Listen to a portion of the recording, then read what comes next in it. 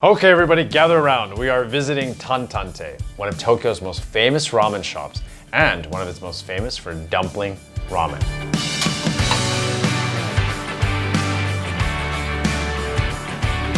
For those of you new to 5 AM Ramen, this channel is all about bringing you the very best ramen directly from Japan.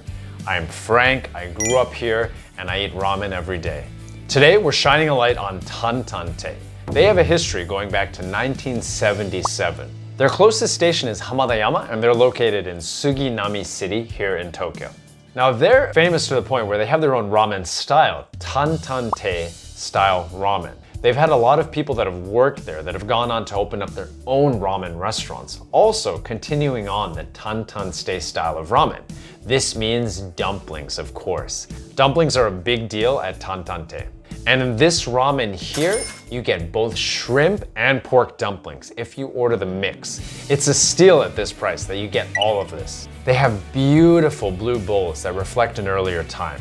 We have to go back to a time in the 70s when people had such big hair that it was difficult to eat ramen. Every time they would, go down, might get in the soup, things like that. I do not have this problem now. So the soup at Tantantei is a relatively light soy sauce, a little bit salty as soy sauce can often get, but it's holding up a lot actually. Those soup ingredients include chicken and pork bones, mackerel, and bonito fish flakes, as well as dried shrimp and also dried sardines or niboshi.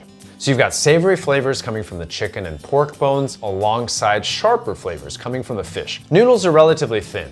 And I think this bowl very much represents Tokyo ramen in a big way. Again, to the point where there is a Tantantei style of ramen.